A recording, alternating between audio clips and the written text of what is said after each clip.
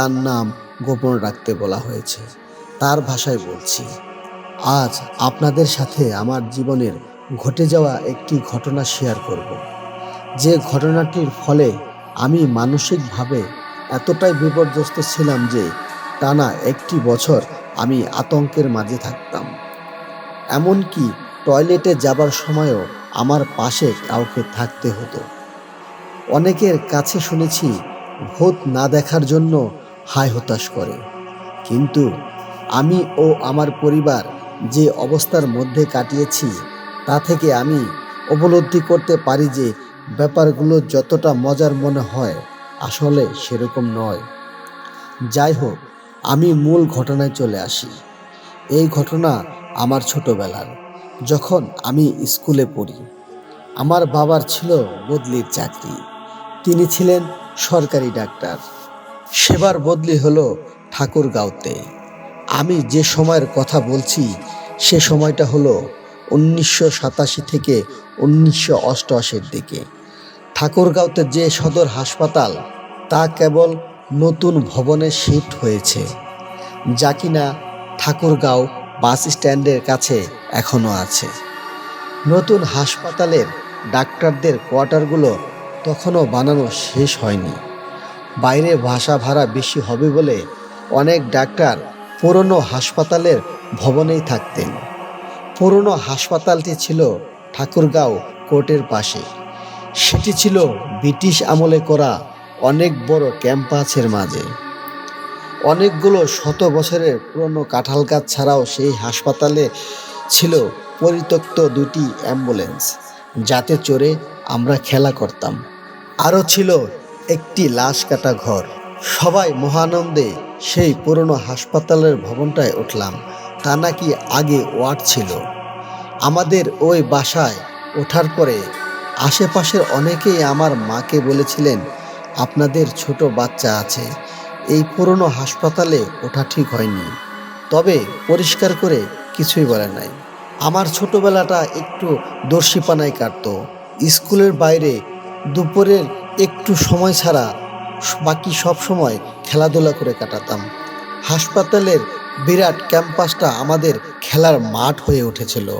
হাসপাতালের পরিত্যক্ত ভবন যেন আমাদের লুকোচুরির জন্য বানানো হয়েছে।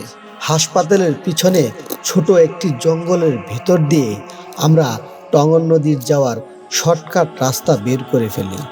আমাদের মাঝে ভয়ের কোনো ধারণাই ছিল না। সমস্যাটা শুরু হলো হঠাৎ করেই। আমি ও আমার বড় ভাই অদ্ভুত রকমের একই রকমের স্বপ্ন দেখতে শুরু করলাম। কিছুদিন পর পরই দেখতাম আমার বড় ভাইয়ের স্বপ্নগুলো মনে রাখতে পারতো না, কিন্তু ওনার যেটা হতো সেটা সোজা ভাষায় মানুষের ঘুমের মধ্যে ভোবা দললে যা হয় সেরকম গোঙানি আর চিৎকার করে ওঠা। পরবর্তীতে আরও একটা ব্যাপার মাঝে মাঝে হতে থাকে, সেটা হলো উনি ঘুমের মাঝেই উঠে হেঁটে বেড়াতে শুরু করত। সবচাইতে অবাক করা ব্যাপার হলো উনি ঘুমের মাঝেই দুবার বাসার দরজা খুলে বাইরে চলে যান এবং ফজরের নামাজে যাবার সময় বাবা ওনাকে বাসার কিছু দূরে বড় একটা কাঁঠাল গাছের নিচে ঘুমন্ত অবস্থায় খুঁজে পান। এরপর থেকেই রাতে ঘুমানোর আগে আমার মা বাসার মূল দরজায় বাড়ির ভিতর থেকে তালা মেরে দিতেন। আমার স্বপ্নের ধরনটি ছিল আরও অদ্ভুত। আমি আমার স্বপ্নগুলো স্পষ্ট মনে রাখতে পারতাম। স্বপ্নগুলো এক কথায় জীবন্ত। আমার স্বপ্নে দেখতাম আমার ঘরের চারদিক যেন বদলে গেছে। সব কিছুই যেন 50 থেকে 60 বছরের পিছনে চলে গেছে। আমার ঘরের চারিদিকে পরিচিত আসবাবপত্র কিছুই নেই এবং সেই জায়গাতে আছে সারি সারি হাসপাতালের রোগীদের বিছানা। সাদা চাদরে সেই বিছানাগুলোর মাঝে বেশিরভাগ রোগী শুয়ে আছে। তাদের কেউ কেউ কষ্টে কোকাচ্ছে, কেউ বা ঘুমের ভিতরে। স্বপ্নে আমি আমার কাহিনীটা ভালো করে দেখার জন্য উঠে বসি। এমন সময় দেখি কেউ একজন বলল, বাবু উঠে গেছ, ওষুধের ডোজটা দিয়ে দিই। পিছনে চেয়ে দেখি একজন সিস্টার, পরিষ্কার সাদা পোশাক পরা, মায়াবী মুখ, আমার সামনে একটা ট্রলিতে কিছু একটা আনেন। আমি বেকুবের মতো দেখতে থাকি।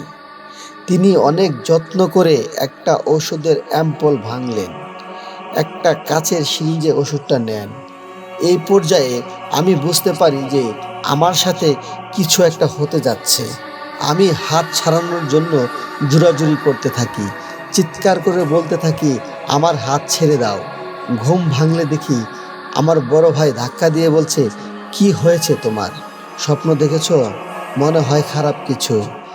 হাতে মুখে পানি দিয়ে আসো, ভালো লাগবে। এরপর আমি বাথরুমে যাই।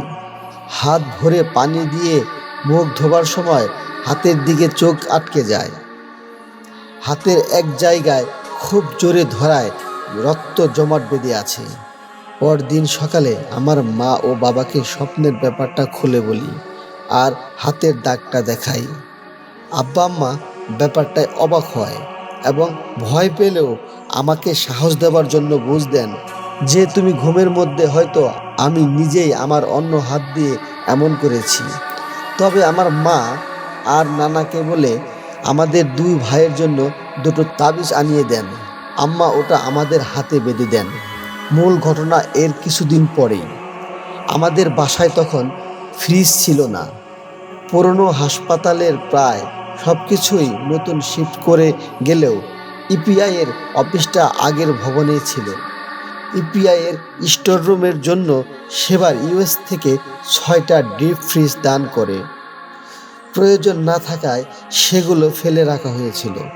পরে থেকে নষ্ট হয়ে যেতে পারে ভেবে আমাদের পুরনো হাসপাতালের অবস্থানরত ডাক্তারদের একটি বড় ডিপ ফ্রিজ ইনস্টল করে নিজেদের প্রয়োজনে ব্যবহার করার জন্য অনুমতি দেন। বাবা সহ অন্যান্য ডাক্তাররা কুরবানির ঈদের আগেই ঠিক করেন যে এই উপলক্ষে আমরা একটা বড় ডিপ ফ্রিজ ইনস্টল করবেন। সেই সময় ফ্রিজ মানে আমাদের কাছে অনেক মজার ব্যাপার ছিল।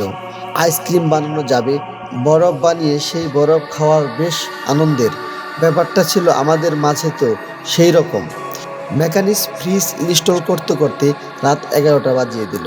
সে রাত ছিল ঈদের আগের রাত। আমরা রাত 11টায় বাসায় এলাম আইসক্রিম করতে দেবার জন্য জিনিস নিয়ে। আমার বাটিতে করে মায়ের বানিয়ে দেওয়া দুধ চিনির মিশ্রণ নিয়ে যাচ্ছিলাম। বাসা থেকে ইপিআই এর অফিস সেটা খানিকটা দূরে ছিল। পথের মাঝে দুটো বড় কাঁঠাল গাছ আর লাশ কাটা ঘর পড়ত। আমার বড় ভাই আমার আগেই বাটি নিয়ে চট করে চলে গেল। আর একলা আস্তে আস্তে যেতে লাগলাম যেন বাটিতে থাকা মিশ্রণ পড়ে না যায়। বাসার কিছুটা দূরে আসার পর আমার চোখ আটকে গেল সেই বড় কাঁঠাল গাছের দিকে। আমি যা দেখলাম তাতে আমার সমস্ত শরীর যেন মূর্তির মতো আটকে গেল। আতঙ্ক কী জিনিস আমি তা বুঝতে পারলাম। আমি দেখলাম কাঁঠাল গাছের আড়াল থেকে যে জিনিসটা বের হয়ে আসছে, যাকে আমি স্বপ্নে দেখেছিলাম। আমি নড়তে পারছিলাম না। মোহগ্রস্ত মানুষের মতো তাকিয়ে দেখলাম মহিলাটা আমাকে ইশারায় ডাকছে। অন্ধকারে ওনার শরীরটা যেন হালকা আলো ছড়াচ্ছে। আমি কত সময় দেখছিলাম মনে নেই, শুধু মনে আছে এক সময় আমি সন্দীপ ফিরে পেলাম। তখন আমি চিৎকার করে বাসার দিকে দৌড় দিলাম। বাসার উঠোনে এসে চিৎকার করে জ্ঞান হারালাম। আমার জ্ঞান যখন ফিরল, আমি আমার বাবার কোলে আতঙ্কে বাবাকে জড়িয়ে ধরলাম। আমার মনে আছে যে সে রাতে আমাকে দেখার জন্য অন্যান্য ডাক্তার আঙ্কেলরাও এসেছিলেন। ঘুমের ওষুধ খাওয়ার পরেও সারা রাত দুই চোখের পাতা এক করতে পারিনি। পরের দিন সকালে ছিল ঈদ। এবারের ঈদের আনন্দ মাটি হয়ে গিয়েছিল। আমার এই ব্যাপারটা এতটাই ভয়াবহ হলো যে বিকেলে আমাকে নানা বাড়ি দিনাজপুরে নিয়ে চলে গেলেন আমাদের বাবা, এবং মাসখানেক পরে বাবা বদলি নিয়ে ঠাকুরগাঁও থেকে দিনাজপুরে চলে আসেন। আমার বাবা অনেক আধুনিক মন মানসিকতার মানুষ ছিলেন। উনি আমার ব্যাপারটাকে সম্পূর্ণ মনের ভুম বলে ধরে নেন। আমি 1 বছর স্কুল ড্রপ দিই। পরবর্তীতে আমার বাবা ঢাকা পিজি হাসপাতালের একজন মানসিক বিশেষজ্ঞকে আমাকে দেখালেন। ওনার চিকিৎসা ও ঘন্টার পর ঘন্টা কাউন্সেলিংয়ের পর আমি স্বাভাবিক হই। এরপরে আমি ওই মহিলাকে আর কখনোই দেখিনি। ব্যাপারটা এখানে শেষ হয়ে গেলে ভালো হতো, কিন্তু কিছুদিন আগে একবার ঠাকুরগাঁও যাওয়া দরকার পড়ল। সে সময় ভাবলাম একবার দেখে যাই ছোটবেলার জায়গাগুলো। ক্যাম্পাসের পাশেই আমার এক বন্ধুর বাসা ছিল। ভাবলাম বন্ধুর সাথে দেখা করে যাই, যদি বাসায় থাকে। ভাগ্য ভালো বলতে হবে, ছুটি থাকায় সেও বাসায় ছিল। আমাকে দেখে অনেক খুশি ও অবাক হলো। ওর সাথে পুরনো জায়গাগুলো দেখতে বের হলাম। সেই 20-22 বছর পরে পুরনো হাসপাতালে গিয়ে দেখলাম সব কিছুই পরিবর্তন হয়ে গেছে। সেই পুরনো গাছগুলো কেটে বিল্ডিং বানানো হয়েছে। কিছুটা ঠাট্টা করে ওকে সেই কাঁঠাল গাছের জায়গাটা দেখিয়ে বললাম, এই গাছটা কেটে ফেলছে, মনে আছে এখানে কি হয়েছিল? ও আমাকে অবাক করে দিয়ে বলল, 1 বছর আগে এই গাছটা কাটার সময় গাছের পাশের মাটির নিচে একটা পুরনো কঙ্কাল পাওয়া যায়।